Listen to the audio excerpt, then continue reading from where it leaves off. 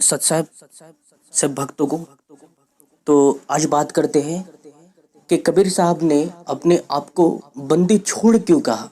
बंदी छोड़, जब आप ये शब्द पढ़ते हैं बंदी छोड़, तो इस चीज को साफ शब्दों में समझ लेना है कि इसके पीछे एक रहस्य है। कबीर साहब ने अपनी महिमा को, अपने नाम को, अपने प्रताप को बंदी छोड़ कह के संबोधित किया है। अपने नाम के आगे बंदी छोड़ वो कहते हैं, और गरीबदास महाराज भी बंदी छोड़ कबीर ही उनको कहकर उनको बोला है। परमात्मा को बंदी छोड़ कहा जाता है। तो जितने कबीरपंथी है ये क्या समझ रहे हैं कि जो आत्मा है वो निर्बंध है, वो कोई बंदी नहीं है, वो अडोल है, अखंड है, वो कहीं पर आती जाती नहीं है। लेकिन ये भी इनकी गलत फहमी है, गलत ज्ञान है, गलत इनका अनुभव है, और गलत ही कबीर साहब के वाणियों का ये सार समझकर उसका उल्टा अर्थ करके सत्संग किया करते हैं। लेकिन श्रीमद् भगवद गीता में स्पष्ट शब्द में कहा है कि ये जो आत्मा है ये पुराने वस्त्र त्याग कर नए वस्त्र धारण करती है। तो इस चीज का अर्थ ये निकलता है कि पुराने वस्त्र त्यागना अर्थात एक जगह छोड़कर दूसरी जगह चले जाना, अर्थात आत्मा एक शरीर को छोड़कर दूसरी जगह चली जाती है, अर्थात वो अडोल नहीं है, वो डोल है, वो अचल नहीं है, वो चल है। जो वस्तु, जो तत्व कहीं से आती है या कहीं पर जाती है तो वो चल है, वो अचल नहीं है। अचल केवल परमात्मा है। उसे किसी भी बंधन में बंधना नहीं पड़ता है, किसी भी वस्त्र को त्यागना नहीं पड़ता है। तो जो ये बंधन आत्मा का होता है और इस आत्मा के बंधन को जो काटता है वही है बंदी छोड़। छोड़ अर्थात आवागमन का चक्र छोड़ा देना, बंदी अर्थात आत्मा जो आत्मा के बंधन को संपूर्ण काट देता है, उसकी बंदी छुड़ा देता है, वही है बंदी छोड़। और आत्मा की बंदी सत्य शब्द से छूट सकती है। जो आत्मा बंधन में, वो केवल सत्य शब्द ही उसको बाहर निकाल सकता है, उसका बंधन काट सकता है।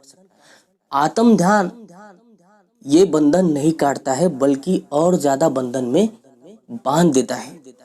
ध्यान कोई समाधान नहीं है, ध्यान एक समाधि है, एक योग साधना है, और योग साधना से या समाधि से या ध्यान से मुक्ति नहीं मिलती है, क्योंकि बड़े बड़े महान आत्माओं ने यही ध्यान और यही समाधि लगाई। बिना शब्द के, बिना सत्य शब्द के, खाली हाथ ही उनको जाना पड़ा। तो पुण्यात्माओं, इस चीज को अच्छी तरीके से समझ लो कि अनगिनत कबीरपंथी है, अनगिनत भ्रमित करने वाले नकली अधूरे गुरु हैं जो आपको पल पल भ्रमित ही करके रखना चाहते हैं। उनके उस वाणी को ना समझकर अपनी ही अटपट या अपना ही मनमुखी तर्क लगा के उस कबीर वाणी का ये लोग उल्टा अर्थ करते हैं। उसका भाव बदलकर, अर्थात परमात्मा का भाव बदलकर सब कुछ आत्मा के ऊपर जोड़ देते हैं। आत्मा ही इनका सब कुछ है, मन, आत्मा, शरीर, ये तीन चीजें जो है ये कबीरपंथी के हैं। बस सारा कबीरपंथी इसमें ही बंधा हुआ है। आत्मा, शरीर, ये मन, ये इंद्रिया, और आत्मा इनका परमात्मा है, आत्मा इनका शब्द है। लेकिन भाई इस चीज को आप जान लो कि आत्मा परमात्मा नहीं है, आत्मा शब्द नहीं है। तो बंदी छोड़ का अर्थ है आत्मा के बंधन को काट देने वाला, आत्मा को मुक्त करने वाला, आत्मा की मुक्ति कराने वाला, और वो मुक्ति सत्य शब्द से ही हो सकती है। अब वर्तमान में इतने जो गुरु बन के ज्ञान बांट रहे हैं वो पूरी तरह से आत्मा से भी परिचित नहीं है। उन्होंने आत्मा के स्वरूप को नहीं देखा है, फिर भी आत्म स्वरूप की बात करते हैं। अब जहाँ पे स्वरूप दिखाई देता है वो जगह भी होनी चाहिए। वो जगह जो है जहाँ से वो स्वरूप दिखाई देता है या दर्श किसी भी वस्तु या चीज या पदार्थ या तत्व का होता है, उस तत्व को हम देख सकते हैं। स्वरूप उसे ही कहते हैं जो आकृति होती है। जिस चीज की आकृति होती है उसी का हम उसी स्वरूप का वर्णन कर सकते हैं। उसी स्वरूप को हम बता सकते हैं कि ये ऐसा ऐसा इसका स्वरूप है, इसकी आकृति ऐसी बनती है।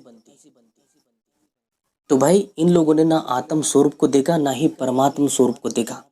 परमात्मा ने अपने वाणी में साफ शब्द में कहा है कि आत्मा एक काल के बंधन में फंसी हुई है और इन नकलियों ने, अधूरे गुरुओं ने काल को मन ही बना के रखा है, शरीर को बंधन बना के रखा है और आत्मा को परमात्मा बनाकर, आत्मा को ही आत्म राम बनाकर, आत्मा को ही शब्द बनाकर ये गुमराह करते हैं, जबकि ये बिल्कुल ही गलत है। मिथ्या ज्ञान है, मिथ्या ज्ञान। तो पुण्यात्माओं, आत्मा जो है एक तत्व है, मन भी एक तत्व है, आत्मा परमात्मा नहीं है। ये लोग कहते हैं कि सुरती फंसी है संसार पे, आत्मा नहीं। लेकिन इस चीज को जानते ही नहीं कि संसार में फंसी है सुरती, तो फिर आत्मा का स्थान कहाँ पर है? आत्मा कहाँ पर है? विद्यमान, विराजमान।